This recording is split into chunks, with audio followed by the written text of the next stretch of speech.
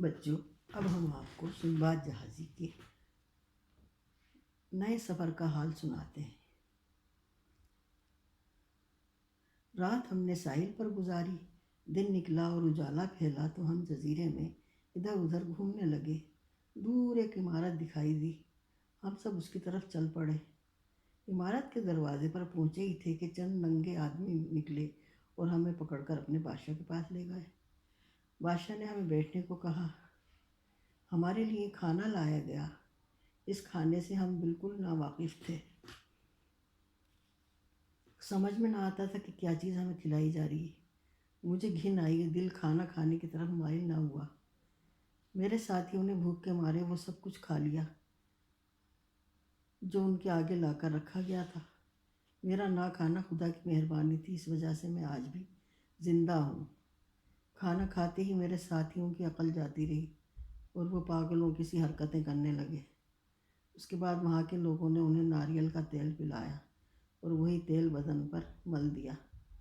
تیل پیتے ہی میرے ساتھیوں کی آنکھیں بھیگی ہو گئیں اور جب ان کے سامنے اور کھانا رکھا گیا تو وہ سارا چٹ کر گئے۔ مجھے ان کی حالت دیکھ کر تعجب بھی ہوا اور افسوس بھی۔ آخر میں مجھے پتہ چلا کہ جن لوگوں سے ہمارا واسطہ پڑا ہے وہ آگ کی پوجا کرتے ہیں اور ان کا بادشاہ کوئی بلا ہے۔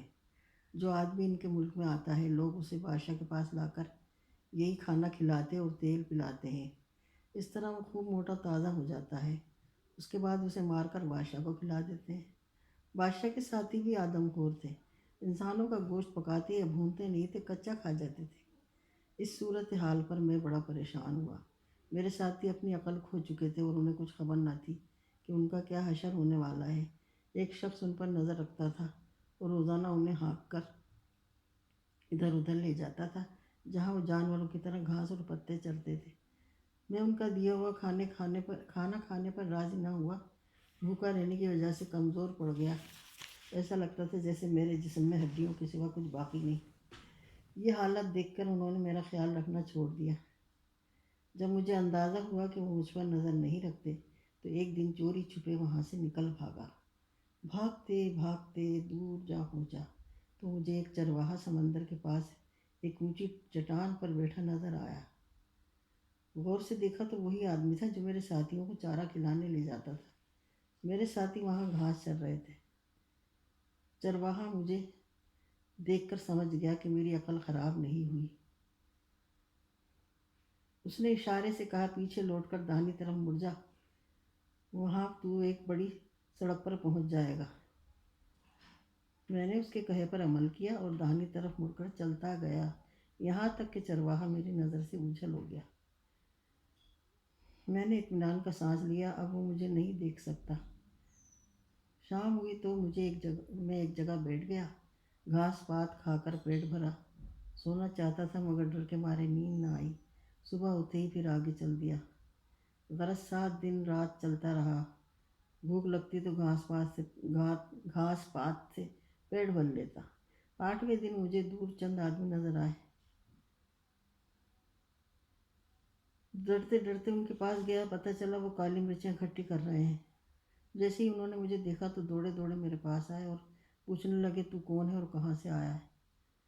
میں نے اپنا ماجرا انہیں سنایا۔ وہ کہنے لگے، یہ عجیب واقعہ ہے، ان آدم خوروں سے کوئی جان نہیں بچا سکتا، وہ تو آدمیوں کو کچا کھا جاتے ہیں۔ جب وہ کالی مرچیں جمع کر چکے تو میرے لیے عمدہ کھانا لائے۔ بہت دن بعد میں نے پیٹ بھر کر کھانا کھایا۔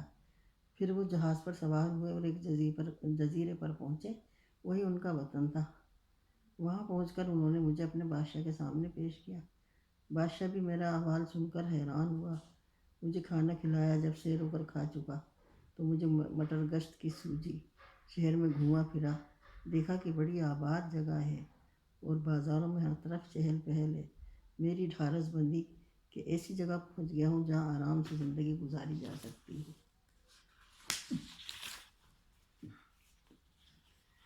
میں نے دیکھا کہ وہاں کے لوگ چھوٹے ہوں یا بڑے نہایت عمدہ گھوڑوں پر سواری کرتے ہیں مگر زین نہیں رکھتے۔ میں نے بادشاہ کے سامنے اپنے تعجب کا اظہار کیا۔ بادشاہ نے کہا، زین کیا ہوتا ہے؟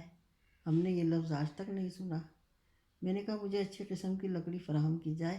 اس کے بعد میں نے ایک ماہر بڑھئی کو بلایا اور اسے زین بنانا سکھایا۔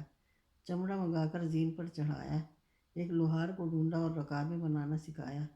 جب سارا کام میری مرضی کے مطابق ہو گیا تو ایک گھوڑا لے کر زین اور رکابوں سے آراستہ کیا اور اسے لگام دے کر بادشاہ کے پاس لے گیا۔ بادشاہ نے گھوڑے پر سواری کی تو اسے بڑا مزہ آیا اور اس نے مجھ پر انعامات کی بارش کر دی۔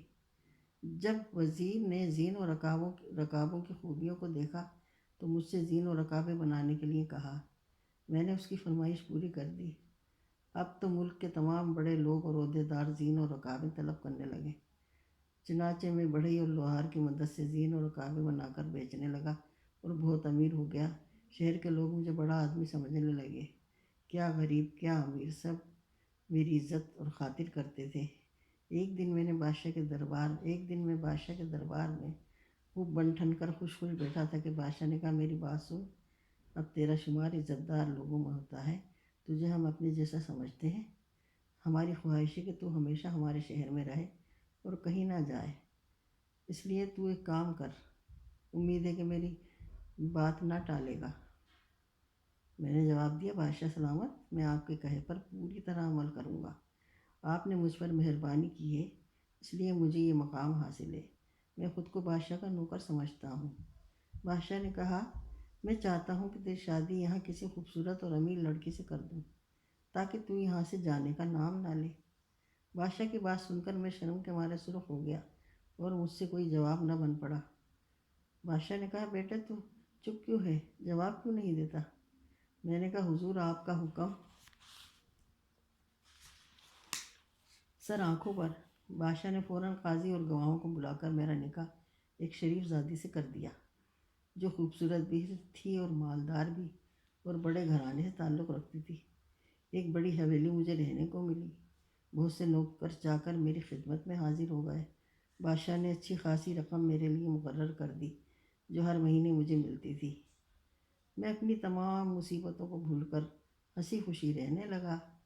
میری بیوی مجھے بہت چاہتی تھی اور میں بھی اسے پسند کرتا تھا۔ سوچتا تھا کہ جب وطن جاؤں گا تو اسے بھی ساتھ لے جاؤں گا۔ آدمی کچھ سوچتا ہے، خدا نے اس کی تقدیر میں کچھ اور لکھا ہوتا ہے۔ آئندہ کا حال کسے پتہ ہے۔ اپنے پڑوسی سے میری بڑی دوستی تھی۔ اتفاق سے ایک دن اس کی بیوی فوت ہو گئی۔ میں افسوس کرنے اس کے پاس گیا، دیکھا تو اس کی حالت بہت خراب ہے، جیسے مرنے ہی والا ہو۔ میں نے کہا، بیوی کا اتنا غم نہ کر، خدا تیری عمر دراز کرے، ہو سکتا ہے تجھے کوئی اور بہتر بیوی مل جائے۔ یہ سن کر وہ زور زور سے رونے لگا اور بولا، اے دوست، میری زندگی کا اب ایک ہی دن باقی رہ گیا ہے، دوسری شادی میں کیسے کروں گا؟ اس کی بات سن کر مجھے حیرت ہوئی اور میں نے کہا، اے بھائی، بری بات منہ سے مت نکال، تو بالکل صحت مند ہے۔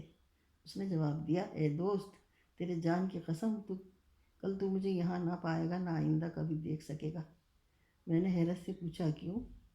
اس نے جواب میں کہا، آج جب میری بیوی کو دفن کریں گے تو مجھے بھی اس کے ساتھ زندہ دفن کر دیں گے۔ ہمارے شہر کا یہی دستور ہے، اگر بیوی مر جائے تو شوہر کو اس کے ساتھ زندہ دفن کر دیتے ہیں اور شوہر مر جائے تو بیوی کو۔ میں نے کہا، یہ تو بہت برا دستور ہے۔ ہم باتیں کر ہی رہے تھے کہ شہر کے لوگ بڑی تعداد میں آ پہنچے۔ انہوں نے بیوی کو تابوت میں رکھا اور میرے پڑوسی کو بھی ساتھ لے چلے۔ شہر کے باہر پہنچ کر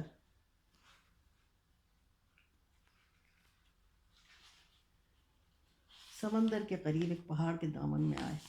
وہاں ایک بڑا پتھر پڑا تھا، اسے ہٹایا گیا تو اس کے نیچے کنویں کی شکل کا غار دکھائی دیا۔ لوگوں نے تابوت کو اس میں ڈال دیا۔ میں نے پوچھا، تو معلوم ہوا کہ پہاڑ کے نیچے ایک اندھا کنواں ہے۔ پھر میرے پڑوسی کی باری آئی، اسے رسے سے باندھ کر غار میں اتار دیا۔ ایک مٹکا پانی اور 7 روٹیاں بھی ساتھ کر دیں۔ پڑوسی نے نیچے پہنچ کر رسہ کھول دیا۔ لوگوں نے رسہ کھینچ کر اس بڑے کنویں کا منہ بند کر دیا اور میرے دوست کو اس اندھیرے غار میں چھوڑ کر شہر کو لوٹ گئے۔ میں نے دل میں کہا کہ یہ موت تو دوسری موتوں سے بھی زیادہ کٹھن ہے، اور تو کچھ نہ سوچا سیدھا بادشاہ کی خدمت میں حاضر ہوا اور کہا، اے میرے آقا، آپ کے ملک کا یہ دستور نہایت خراب ہے۔ بادشاہ نے جواب دیا، یہ دستور پرانے وقتوں سے چلا آ رہا ہے، اسے کسی صورت بدلا نہیں جا سکتا۔ میں نے پوچھا، اگر میری بیوی مر جائے تو کیا مجھے بھی اس کے ساتھ اندھے کنویں میں ڈال دیا جائے گا؟ میں ٹھہرا پردیسی، کیا میرے ساتھ رعایت نہ ہوگی؟ بادشاہ نے سختی سے کہا، نہیں، اگر تیری بیوی مر گئی تو ضرور تجھے بھی اس کے ساتھ کنویں میں ڈال دیا جائے گا۔ ان تمام باتوں سے مجھ پر خوف طاری ہو گیا۔ میں نے سوچا کہ اگر بیوی مر گئی تو میرا مرنا بھی یقینی ہے۔